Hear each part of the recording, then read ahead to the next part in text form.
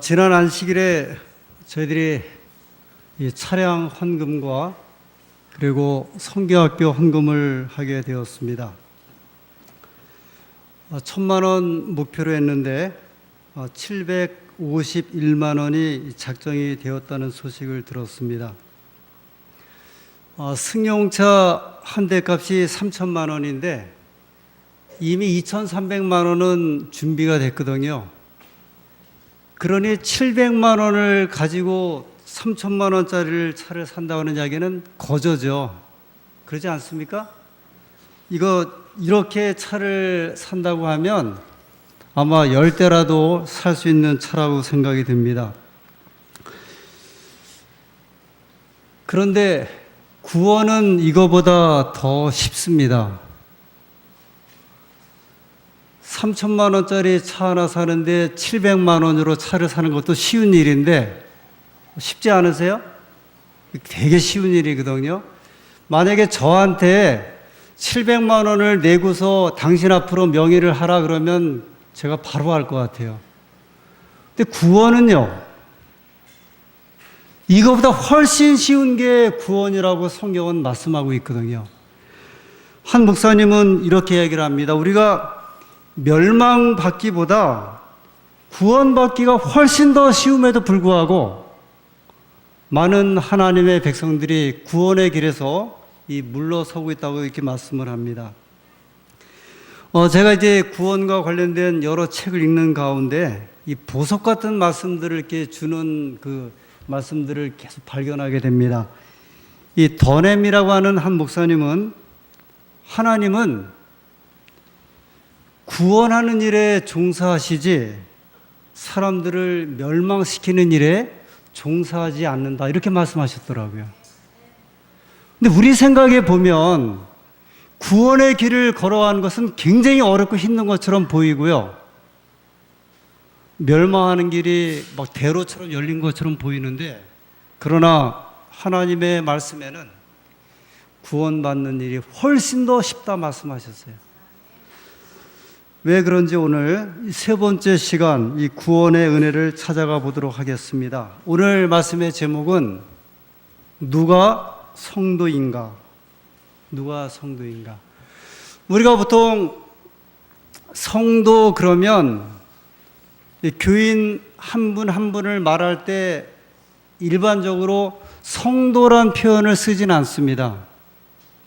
예를 들어 최은석 성도 그렇게 이야기를 하진 않고요. 혹시 최은석 교우 이렇게 표현하죠. 왜냐하면 성도라고 하는 말은 말 자체가 거룩할 성자의 무리도자예요. 그러니까 한 사람을 표현하는 것보다는 이 단체적인 게 의미를 할 때 하나님의 성도 이렇게 표현을 합니다. 그런데 성경에 한 곳에 유일하게 한 개인을 가리켜 여호와의 성도 이렇게 표현한 말씀이 있습니다. 시편 106편 16절부터 17절의 말씀입니다. 시편 106편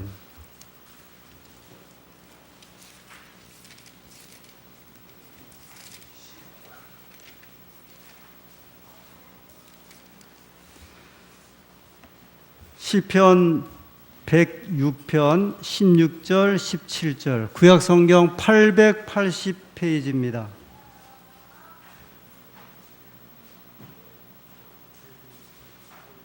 (16절부터) 저희가 진에서 모세와 여호와의 성도 아론을 질투하며 땅이 갈라져 다단을 삼키며 아비람의 당을 덮었으며 16절, 17절.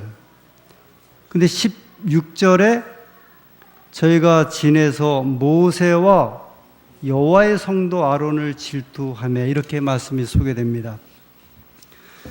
여기 시편 106편에 있는 이 말씀은요, 이스라엘 백성이 모세의 인도로 이제 출애굽을 해서 가나안 땅에 가기 전에 광야 생활 40년을 했죠. 그때 그 유명한 고라, 다단, 아비람이 이 모세와 아론에 대해서 반역할 때 이제 그 장면을 이제 시편 106편에 이 출애굽의 과정을 소개하면서 말씀하고 있습니다. 그런데 여기 이 내용을 소개하면서요, 모세와 여호와의 성도 그렇게 말씀을 합니다. 제가 가지고 있는 지금 읽은 성경은 이제 개역판이고요. 지금 많은 교우님들이 개역 개정판을 갖고 계신데 이 개역 개정판에는 여호와의 거룩한 자 아론 그렇게 얘기를 했어요. 또 뭐 같은 표현을 이렇게 했는데요. 여호와의 성도 아론 그리고 여호와의 거룩한 자 아론.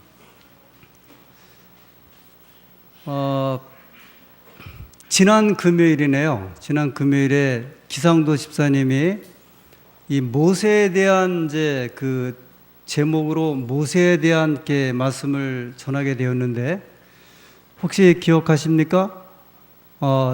계시록 15장 3절에 보면 모세의 노래, 어린 양의 노래 그러면서 이렇게 질문을 하셔서 왜 어린 양의 노래는 우리가 이해가 되는데 어린 양은 이제 예수님의 노래니까 예수님의 어떤 그 경험의 노래.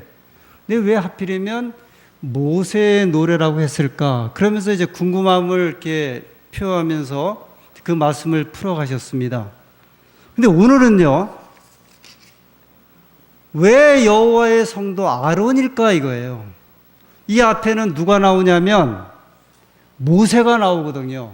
그러면 교우님들 생각에 여호와의 성도 그러면 우리가 생각할 때는 누구를 먼저 이야기할 수 있을 것 같아요. 모세 쪽에다가 여호와의 성도 그러면 좋은데 여기다 공이 여호와의 성도 모세, 여호와의 성도 아론 그러면 모르겠는데 모세와 여호와의 성도. 만약에 모세와 아론을 이렇게 두 사람을 비교해서 누가 더 성도 같으냐 그러면 누가 더 성도 같아요? 성경에서 볼 때는요. 모세죠. 성경에 보면 모세가 그 백성들의 온갖 불평과 원망 속에서도 그가 아주 꿋꿋이 견뎌나갈 때 성경은 표현하기를 모세의 온유함이 지면에 아주 승하였다 할 정도로 이 온유한 사람이었거든요. 근데 이렇게 저렇게 보아도 아론보다는 모세가 훨씬 더 성도 같은 백성이었음에도 불구하고 왜 시편 106편에는 아론에게만 여호와의 성도라 표현을 하셨을까? 만약에 성경에 나오는 정말 성도 같은 백성을 이렇게 얘기를 하면 아론 앞에 아마 20-30명이 먼저 서 있을 거예요. 아마 에녹, 그 다음에 노아 이런 사람들이 아론보다 훨씬 더 성도 같은 백성들인데 그럼에도 불구하고 하나님께서는 여호와의 성도 에녹 그렇게 하지 아니하셨고요. 여호와의 성도 노아 그렇게 하지 아니하셨고 여호와의 성도 요셉 그렇게 하지 아니하시고 누구에게 이 여호와의 성도를 붙였냐면 아론에게 여호와의 성도로 붙였습니다.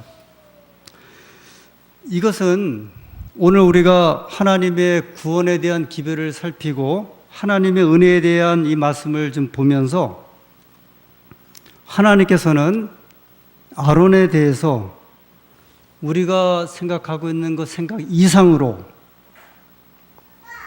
하나님의 성도에 대한 하나님의 그 관심이 우리 생각하는 것 이상으로 아니면 다른 뜻으로 갖고 계심을 이 말씀을 통해서 좀 확인을 하게 됩니다. 아론은 사실 많은 장점을 지닌 사람임에 틀림이 없어요.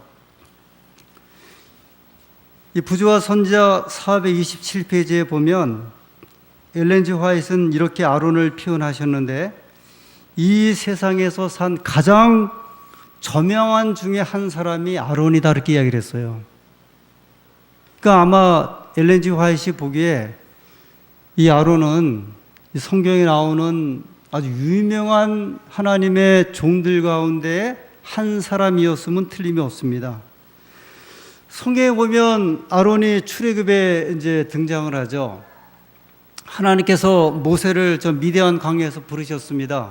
40년 동안 양을 치고 있을 적에 하나님께서 나타나셔서 말씀하시기를 내가 애굽으로 돌아가서 이스라엘 백성을 출애굽시키라고 하는 명령을 받습니다. 그때 모세가 이렇게 이야기하지 않습니까? 하나님, 제 입이 둔합니다.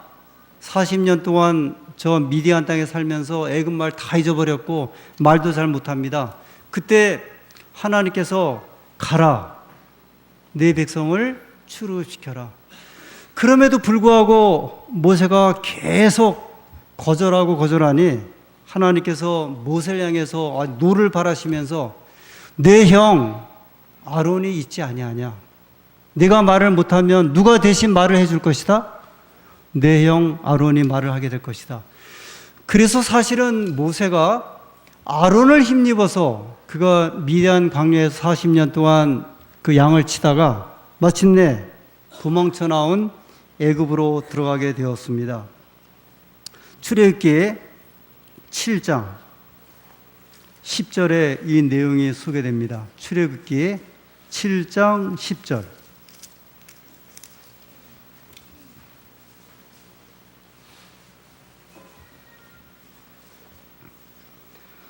출애굽기 7장 10절. 모세와 아론이 바로에게 가서 여호와의 명하신 대로 행하여 아론이 바로와 그 신하 앞에 지팡이를 던졌더니 뱀이 된지라.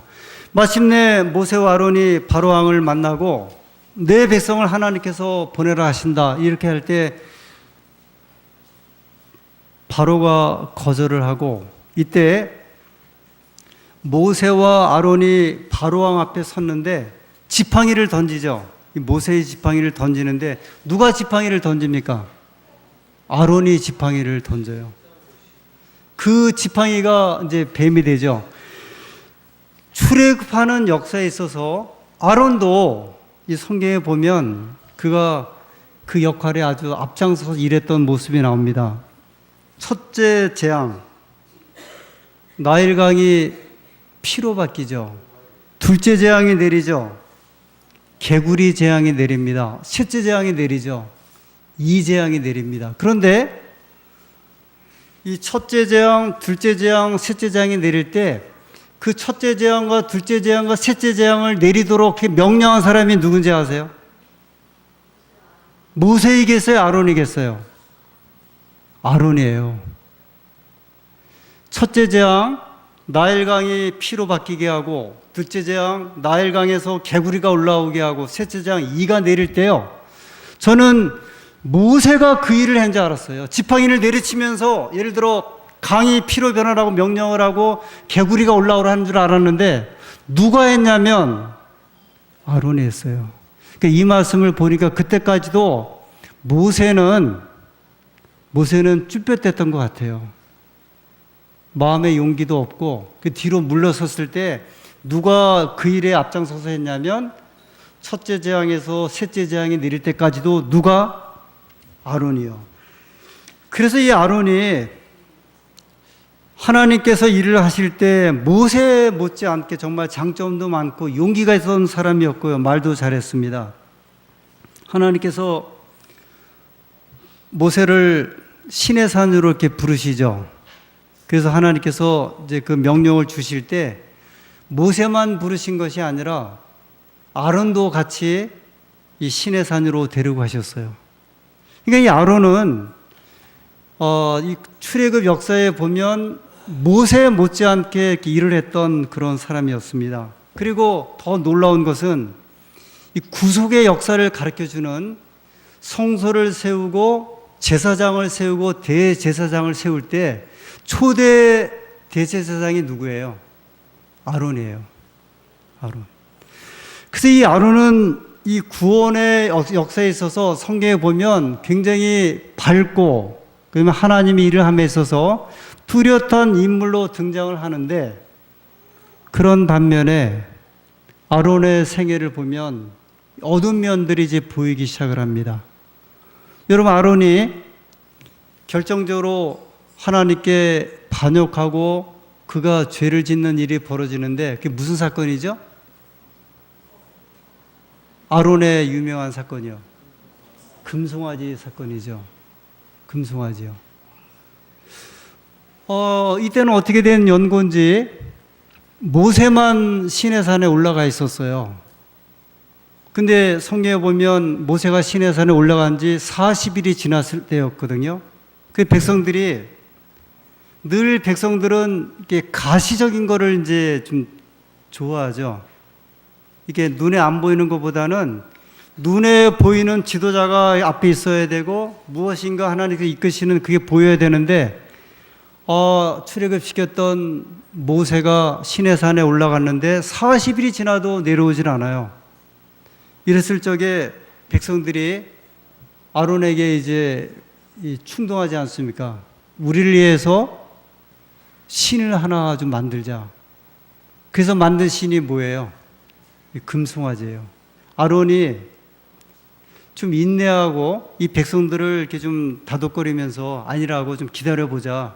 하나님께서 저 모세에게 주고자 하는 기별이 많아서 시내산에서 오래 머무는 것 같으니 조금 더 기다려보자 해야 되는데 이 말을 듣고 아론이 백성들에게 금붙이를 다 가져라 해갖고요. 금붙이를 녹여서 만든 게 이 금송아지였지 않습니까? 출애굽기 32장 1절에 이 내용이 나옵니다. 출애굽기 32장 1절입니다. 백성이 모세가 산에서 내려옴이 더딤을 보고 모여 아론에게 이르러 가로되 일어나라 우리를 인도할 신을 우리를 위하여 만들라. 이 모세 곧 우리를 애굽 땅에서 인도해낸 이 사람은 어찌 되었는지 알지 못함이니라. 이 한 달이라는 시간은 40일이라는 시간은 백성들에게 긴 시간이었던 것 같습니다. 하나님도 보이지 않고 모세도 보이지 않았습니다. 구름에 가려서 도대체 무슨 일이 벌어진지를 모르게 되었고요. 마침내 그들이 이제 금붙이를 모아서 금신상을 만들게 됩니다. 나중에 모세가 십계명을 들고 저 시내에서 내려오니까 백성들이 막 그냥 소리 지르는 소리가 들렸죠. 이게 무슨 소린가 보았더니 백성들이 달 하나 쌓아놓고 금송아지 올려놓고 경배하는 장면이었습니다. 그러니까 모세가 화가 나갔고요. 그 십계명을 던져버리잖아요. 그러면서 아론을 불러요. 도대체 이게 어떻게 된 일입니까? 그때 아론이 대답한 유명한 말이 금을 용광로에 우리가 던졌는데 뭐가 나왔더라? 금송아지가 나왔더라. 이렇게 이제 둘러댑니다. 한 달 동안 하나님의 음성도 없고 모세도 없을 적에 이 백성들이 이렇게 하는 모습을 보면 우리가 여러 생각을 하게 됩니다. 이 생각을 해보니까요, 여러분과 제가 예수님의 오심을 기다리고 하늘나라를 소망하면서 10년을 기다리신 것도 대단한 것 같아요. 20년을 기다리신 분 보면 더 대단하고요. 50년을 예수님의 재림을 오매불망 기다리는 분들을 보면 이건 더 대단한 겁니다. 왜냐하면 이스라엘 백성들은요, 모세가 시내산에 들어간 지 한 달이 되어도 내려오지 않으니까 뭐를 만들었어요? 금송아지를 만들었거든요. 그러니 우리가 이스라엘 백성들보다 훨씬 더 구원받기에 합당한 백성들이지 않겠어요? 그죠? 이스라엘 백성들은 한 달을 못 참고서 금송아지를 만들어내고 우리의 신을 섬겼는데, 그래도 여러분과 저는 30년, 50년 믿으면서 금송아지 만들고 그 금송아지에게 절하지는 않지 않습니까? 그러니 구원이 이스라엘 백성들보다 하나님을 직접 그들이 이제 영광을 임재하고 그 인도함을 받았던 이스라엘 백성들보다 저희들이 얼마나 더 하나님의 귀한 백성들이겠습니까? 아론의 이 장면을 보면 그는 위대하기도 했지만 이 금송아지 사건을 보면서 이 그늘과 어두운 면을 보게 됩니다. 그가 그런 일만 있었던 것은 아니었고요. 민수기 12장에 보면 자기 미리암하고 둘이 하나가 돼갖고 모세를 이제 공박하는 일이 벌어지죠. 어떻게 하나님께서 너만 이제 말씀하시느냐 그러면서 이 모세를 공박을 하고 하나님께서 미리암에게 문둥병이 발하는 이런 일이 벌어지게 됩니다. 그 성경에 아론에 대한 이야기를 보면요, 사실 모세에게 여호와의 성도 그러면 그 호칭이 합당할 터인데, 아론에게 여호와의 성도라고 하는 이 호칭을 붙이기에는 아론이 하는 일을 보면 마침내 세 번째 실수가 나오는데요. 이것은 이제 모세랑 같이 실수를 했죠. 이스라엘 백성들이 너무 이제 목이 마르다 보니까 막 원망해 갖고 물을 달라고 할 때 모세와 아론이 반석을 이 두 번 치는 일이 벌어지죠. 이렇게 되면서 하나님께서 민수기 20장 26절, 민수기 20장 26절에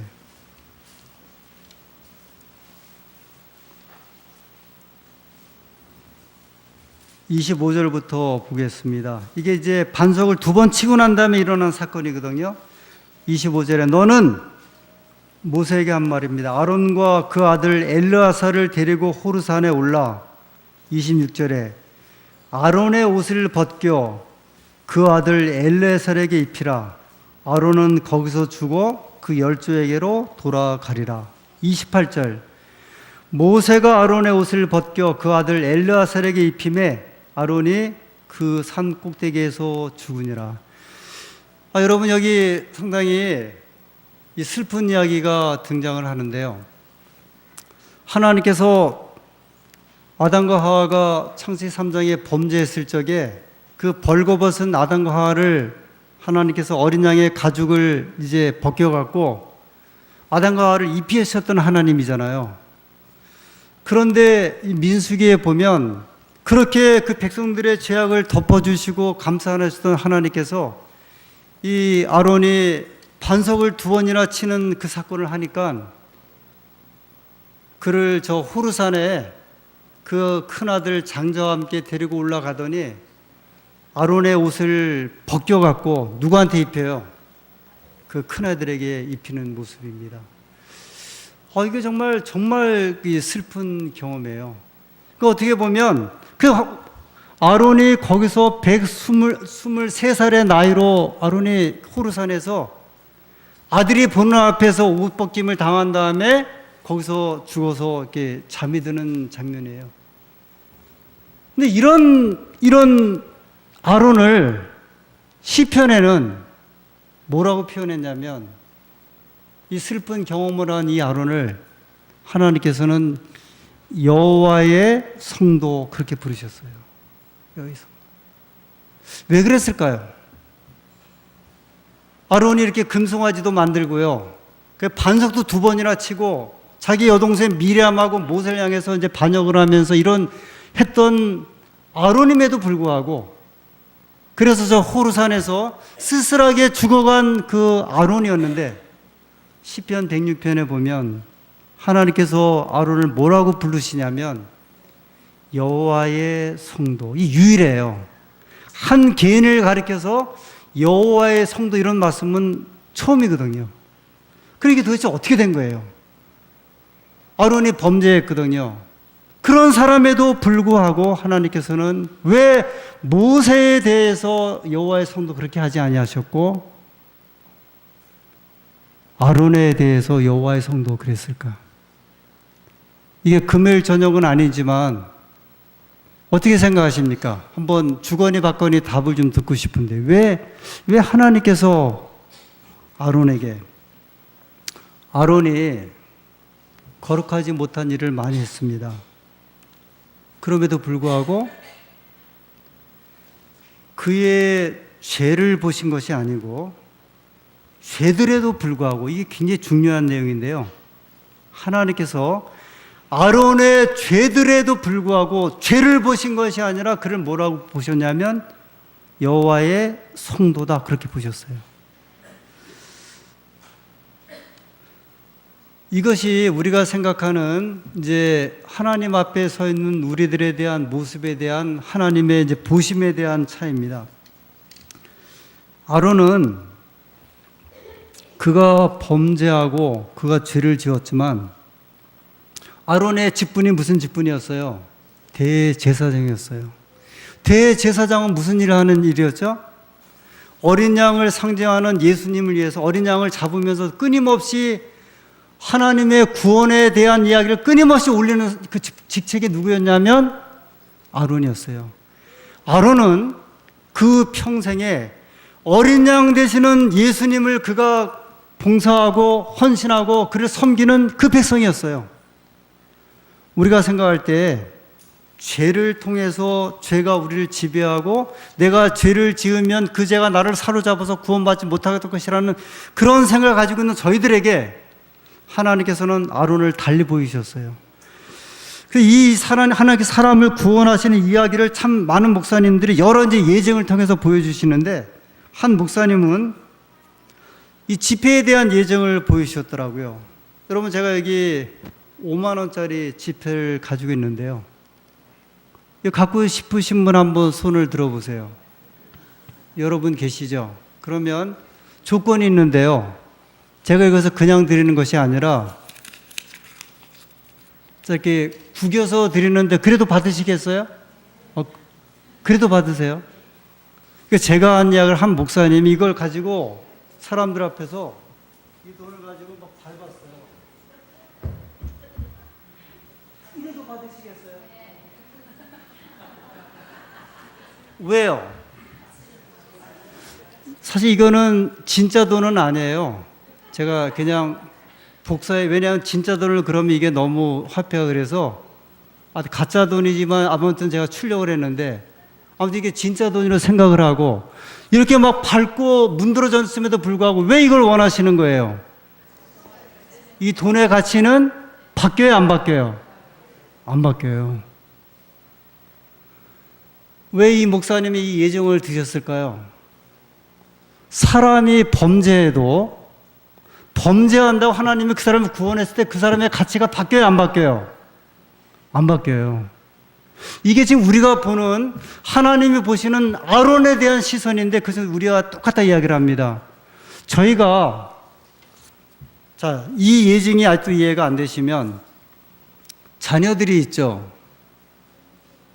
근데 이 자녀 가운데 어떤 놈은 말썽을 되게 피워요, 안 피워요? 요놈이 속속이고 두들기고 얘가 집 나가고 어떤 경우는 돈도 갖다 쓰고 그러면 그런다고 그놈이 자식이에요, 아니에요? 자녀예요, 아니에요?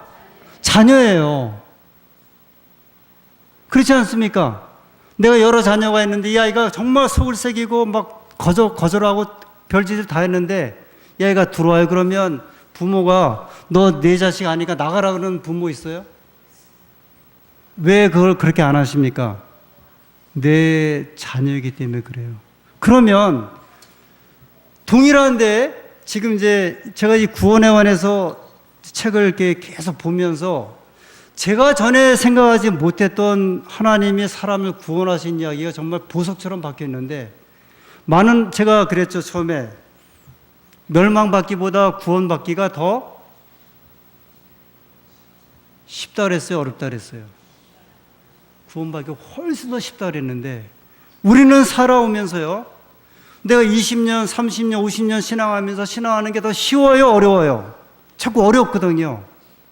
근데 도대체 이게 왜 그럴까? 이게 사실은 교우님들에 관한 고민뿐만 아니라 죄에 대한 고민이기도 하고, 그런데 우리가 하나님께서 우리를 보는 시선이 사람이 사람을 보는 시선하고 전혀 다르다는 거예요. 사람은 늘 보면 저 사람이 무슨 고기를 먹었느니 안 먹었느니, 안식일교인 같은 경우에는요, 저 사람이 옳은 일을 하냐 안 하니 늘 그런 것만 보고 살지만 하나님은 그걸 보고 사시는 게 아니라는 거예요.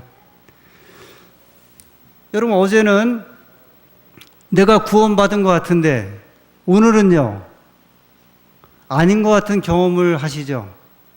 해요, 안 해요? 내가 정말 성경 열심히 보고 신앙이 막 좋을 때는 하나님의 구원이 머리까지 내려와 있는 것처럼 보이는데요, 그런 삶을 살지 못할 때는 구원이 저기 가 있는 것 같아요.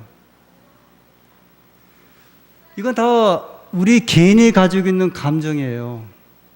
개인이 가지고 있는 느낌이에요.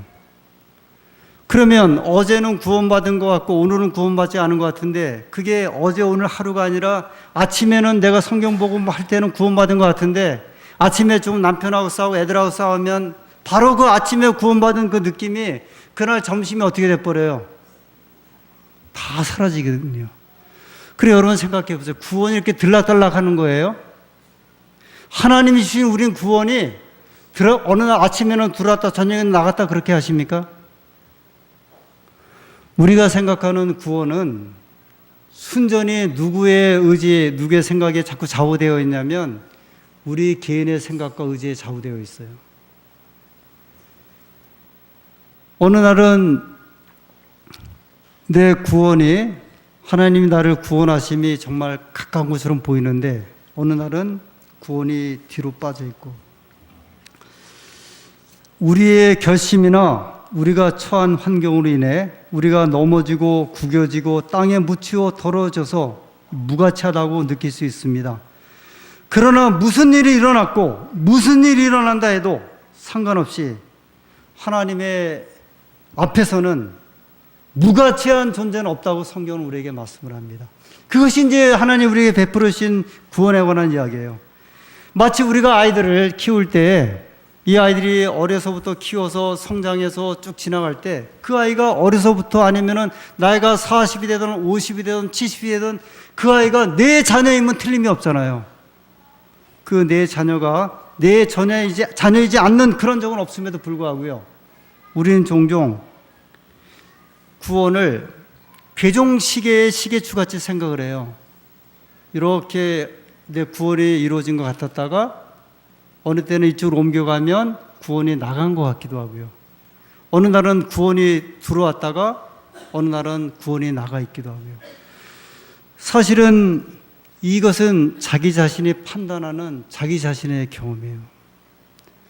이 이야기는요, 우리 교인들뿐만이 아니라 제가 이제 구원에 관한 역사를 보면서 기독교가 시작된 이후로 오랫동안 하나님 백성들의 이제 고민이었어요. 그래서 어떤 사람은 제가 이 한 주제를 가지고 따로 말씀을 드리겠지만, 내가 구원의 길을 하나님 앞에 오르게 하기 위해서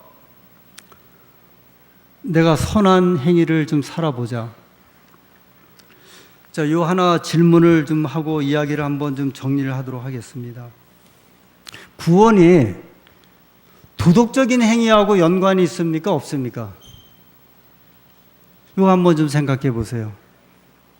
내가 도덕적으로 바른 생활을 사는 것하고 구원이 그렇게 해야 구원을 받습니까? 아니면 하나님이 주신 구원의 선물 때문에 내가 구원을 받습니까? 우리 많이 들은 이야기인데요. 내가 만약에 내가 아는 옳은 일 때문에 구원을 받으면 아마 유교를 믿는 사람들은 거의 다 구원을 받을 거예요. 우리가 잘 아시는 대로 공자님이 세운 그 유교요, 노자가 세운 도교, 이런 것들이 한번 생각해 보세요. 이건 다 무엇으로 구원을 받는 거냐면, 그 생활을 하는 거냐면 명심보감, 그 다음에 내 생활을 윤리적으로 깨끗하게 하는 삶이 그 종교거든요. 성경은요, 그래서 우리가 내가 하는 행동, 심지어는 그것이 옳은 행동이라 할지라도 그것으로 내가 구원을 받는 것이 아니고요, 구원은 전적으로 하나님이 우리에게 베풀어 주시는 은혜예요. 그래서 우리가 여기에 좀 사로잡히게 되면 지난 안식일까지는 내가 좀 구원받은 것 같아요. 근데 이게 왜 오늘 안식일 되니까 이게 없어지나요? 그러면 다음 안식일은 또 한 주간 잘 살다 보면, 아주 편하게 살다 보면 내 구원의 느낌을 받은 것 같고, 그 다음 주가 지나면 구원이 벌어진 것 같고, 하나님의 구원은 변덕스러운 우리 인간의 시선에 맞춰놓는 것이 아니고요, 하나님 우리를 구원하셨고 우리를 택하셨으면 그 백성은 구원받은 백성이에요. 구원의 삶이에요. 아마 여기까지 말씀을 드리면 이제 더불어서 생각나는 말씀들이 있을 거예요. 목사님, 그러면 이거 우리가 바르게 사는 삶은 뭡니까? 안식일을 지키고 그 다음에 남을 구제하고 전도하고 도와주는 일은 필요 없다는 말씀입니까? 필요 있어요. 근데 그것이 구원의 주가 아니라는 거예요. 구원의 주는 내가 선한 행위나 성한 공덕 때문에 구원한 것이 아니고요. 하나님이 베풀으신 구원인데 자꾸 우리는요, 아침에 무엇인가 좀 불쾌한 일이 있고 아침에 무엇인가 마음이 상심하면 내 마음의 신앙과 생각은 다 떨어져 버리고요. 바울이 교회들의 편지를 보냅니다. 그런데 다는 아니지만 제가 요 두 말씀 보고 이제 정리하고 마칩니다. 고린도 전서 1장 2절, 고린도전서 1장 고린도에 있는 하나님의 교회 곧 그리스도 예수 안에서 거룩하여지고 성도라 부르심을 입은 자들과 또 각처에서 우리의 주 곧 저희와 우리의 주 되신 예수 그리스도의 이름을 부르는 모든 자들에게 하나님 우리 아버지와 주 예수 그리스도로조차 은혜와 평강이 있기를 원하노라. 여기 지금 여러 말씀이 있는데요. 2절 중간에 보면 예수 안에서 거룩하여지고 성도라 부르심을 입은 자들과, 여기 바울이 고린도 전서를 이렇게 편지를 쓰는데 고린도에 있는 교인들에게 뭐라고 표현했냐면 성도라 부르심을 받은 주의 백성들에게 이 편지를 보낸다 하면서 뭐라고 불렀냐면요, 성도라 그랬어요. 근데 여러분, 이 바울이 기록한 이 편지서가 보면 많은 편지서들이 그 교회의 문제 때문에 이제 편지를 이렇게 보내요. 편지서를. 예를 들어 고린도 교회, 고린도서에 보면 이 고린도서의 내용은 교회 안에 우상숭배에 대한 문제가 있었어요. 그래서 이제 우상숭배하는 교인들이 그 교회 안에 있었고 어떤 사람은 간음하는 교인들이 있었고요. 그래서 이 고린도 전서와 후서를 보면 굉장히 문제가 많은 이야기가 이 속에 있거든요.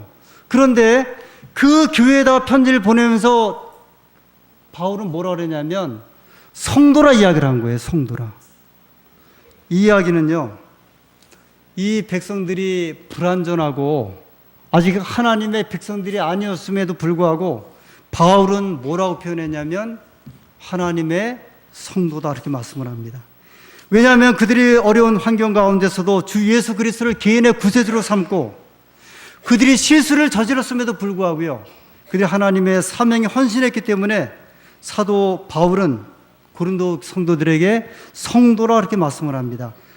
에베소서에 있는 말씀을 한 말씀 더 보겠습니다. 에베소서 1장 1절에 있는 말씀입니다. 하나님의 뜻으로 말미암아 그리스도 예수의 사도된 바울은 에베소에 있는 성도들과, 역시 에베소 교회 교인들에게 편지하기를 그는 뭐라고 표현했냐면 에베소에 있는 성도들과. 이때에도 에베소 교회에 있는 백성들은 불완전했거든요. 그럼에도 불구하고 사도 바울은 고린도 교회, 에베소 교회, 빌립보 교회, 골로새 교회에 있는 교인들에게 편지서를 시작하면서 너희는 하나님의 누구다? 성도들이다. 불완전하지만 아직 하나님의 백성을 완전하게 서 있지는 않지만 하나님은 너희를 무엇으로 부르신다? 거룩한 성도라 부르신다. 화이 부인은 이렇게 말씀을 하셨습니다. 성도들은 품성 건설 중에 있는 죄인들이다 이렇게 표현했어요. 이게 굉장히 재밌는 표현인데요. 우리는 죄인인데 어떤 죄인들이냐면 하나님 앞에 바른 품성을 이루기 위해서 나가고 있는 죄인들이다. 완전한 사람들이 품성 변화를 이루는 것이 아니고요, 하나님 안에서 부족한 것이 있지만, 그래서 성도란 그들의 신조를 굳게 믿고 개인의 구세주 예수님을 의지하면서 나가는 사람들을 성도라 성경은 부르고 있고요, 성도란 하나님께 계속 나아가고 결코 멈추지 않는 죄인들이 성도라고 말씀을 합니다. 여기에 누구를 부르셨냐면 여호와의 성도 아론. 저는 오늘 말씀을 마치면서 하나님께서 오늘 저희들에게 여호와의 성도 박대헌, 저는 이 은혜로운 호칭을 인하여 감사를 드립니다. 여기에 여호와의 성도 백덕순, 여기에 여호와의 선도 강민수. 제가 이름을 다 불러도 끝이 없어요. 여호와의 성도 최은석, 여호와의 성도 김기순. 이거 제가 부르는 호칭이 아니라 누구의 호칭이에요? 하나님 우리를 부르시는 호칭이에요. 제가 이제 이렇게 말씀을 드렸습니다. 내가 왜 신앙이 이럴까? 삶이 이럴까? 그럴 때마다 내 삶에 무너져 버리는 혹시 실수하는 그걸 바라보는 것이 아니라 우리를 구원하시는 하나님의 은혜를 바라보시게 되기를 간절히 소원합니다. 여러분, 이게 굉장히 중요하더라고요. 좌절되는 부분만 계속 바라보시면요, 그것이 우리를 사로잡지만 하나님이 우리를 구원하시는 구원의 어떤 은혜와 감사함을 끊임없이 바라보시면 이상하게도요, 내 하나님의 구원의 속에 내 마음을 드리게 되고 내 마음을 묻히는 경험을 하시게 될 것입니다. 이것이 우리를 구원하시는 하나님의 구원하심임을 감사하시면서 하나님의 은혜 속에 사시게 되시는 저와 모든 교우님 되시기를 간절히 소원합니다.